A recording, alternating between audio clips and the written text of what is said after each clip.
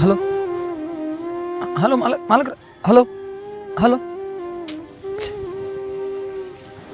ಅಮ್ಮನ ಆಪ್ರೇಷನ್ ಬೇರೆ ದುಡ್ಡು ಇಲ್ಲ ಸರ್ ಹಲೋ ಹಲೋ ಸರ್ ಹಾಂ ಅದ ಸರ್ ಅಮೌಂಟ್ ಹೇಳಿದ್ನಲ್ಲ ಸರ್ ಅಮ್ಮನ ಆಪ್ರೇಷನ್ ರೀ ಹಾಂ ಸಾಯಂಕಾಲ ರೀ ಸರಿ ಸರ್ ಕಾಲ್ ಮಾಡ್ತೀನಿ ರೀ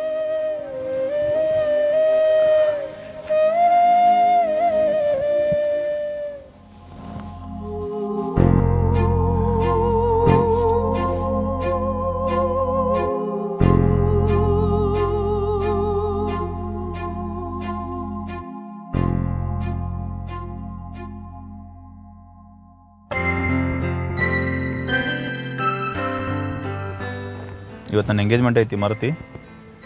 ಇಲ್ಲ ಅದು ಅಲ್ಲೇ ಬರ್ಬೇಕನ್ನಾಕತ್ತಿದ್ದು. ನನ್ನ ಎಂಗೇಜ್ಮೆಂಟ್ ನಿಂತು ಓಡಾಡ್ತಿ ಅಂತ ಅಂದ್ಕೊಂಡಿದ್ದೆ, ಅಲ್ಲಿ ಗೆಸ್ಟಾಗಿ ಬರ್ತಿ ಅಂತಲ್ಲ. ಒಂದು ಸೆಕೆಂಡ್, ಡಾಕ್ಟ್ರ್ ಯಾಕೆ ಫೋನ್ ಹಚ್ಚಿದ್ರು? ಹಲೋ ಹಲೋ ಹಾಂ ಸರ್. ನಿಮ್ಮ ತಾಯಿಯವ್ರದ್ದು ಆಪ್ರೇಷನ್ ಆಗಿತ್ತಪ್ಪ, ಜನರಲ್ ವಾರ್ಡಿಗೆ ಶಿಫ್ಟ್ ಮಾಡತ್ತೀವಿ, ಸಂಜೆ ಬಂದುಬಿಡ್ರಿ. ಸರ್ ಅದ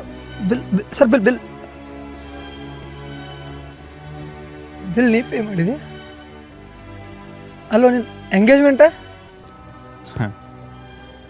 ನನ್ನ ತಾಯಿ ಆಸ್ಪತ್ರೆ ಒಳಗೆ ಇರ್ಬೇಕಾದ್ರೆ ಎಂಗೇಜ್ಮೆಂಟ್ ಮಾಡ್ಕೊಳ್ಳೋಷ್ಟು ಕಟಕ ಅಲ್ಲೋ.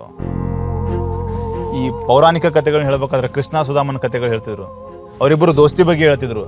ಅದನ್ನು ಹೇಳ್ಬೇಕಾದ್ರೆ ಸುಧಾಮ ಕೃಷ್ಣನ ಸಹಾಯ ಕೇಳಿ ದ್ವಾರಕೆಗೆ ಹೋದಾಗ ಅವನ ವೈಭೋಗ, ಅವನ ಪ್ರೀತಿ, ಅವನ ಆತಿಥ್ಯವನ್ನು ನೋಡಿ ಯಾಕೆ ಬಂದಿದ್ದೇನೆ ಅನ್ನೋದೊಂದು ಮರೆತು ಸಹಾಯ ಕೇಳ್ದ ಹಂಗೆ ಹೊರಟ್ಬಿಡ್ತಾನೆ.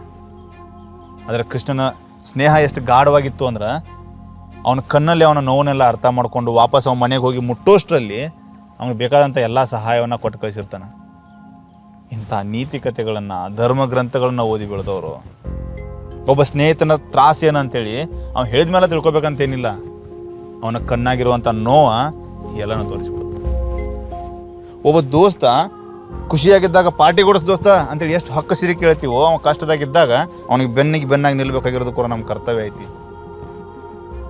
ನನಗೆ ಗೊತ್ತಿರೋ ದೋಸ್ತಿ ಒಂದೇ ದೋಸ್ತ ಖುಷಿಯಾಗಿದ್ದಾಗ ನಾವು ನಗನಗತ ಅವನ ಬೆನ್ನ ಹಿಂದೆ ನಿಂತಿರಬೇಕು, ಅವನಿಗೆ ಕಷ್ಟ ಇದ್ದಾಗ ಅವನ್ನೆಲ್ಲನೂ ಎದುರಿಸಿ ಅವನ ಮುಂದೆ ನಿಂತಿರಬೇಕು. ಅದು ನನಗೆ ತಿಳಿದಿರೋ ದೋಸ್ತಿ. ಥ್ಯಾಂಕ್ಸ್ ದೋಸ್ತ. ಥ್ಯಾಂಕ್ಸಾ ದೋಸ್ತ? ನಾವು ಯಾವತ್ತಿಬ್ಬರು ದೋಸ್ತರು ಅಂತೇಳಿ ಒಬ್ಬರ ಹೆಗಲ ಮೇಲೆ ಒಬ್ಬರು ಕೈ ಹಾಕಿದ್ವೋ ಅವತ್ತ ನಮ್ಮಿಬ್ಬರು ತಾಯಿ ಒಬ್ಬಕ್ಕೆ ಅಂತೇಳಿ ಫಿಕ್ಸ್ ಆಯಿತು. ಸಣ್ಣಾಗಿದ್ದಾಗ ನನ್ನ ತಾಯಿನ ಕಳ್ಕೊಂಡೆ. ನಿನ್ನ ತಾಯಿ ನಿನಗೆ ಎದೆ ಹಾಲು ಉಣಿಸಿ ಬೆಳೆಸಿರ್ಬೋದು, ಆದರೆ ನನಗೆ ಕೈ ತುತ್ತು ಕೊಟ್ಟಾಳು.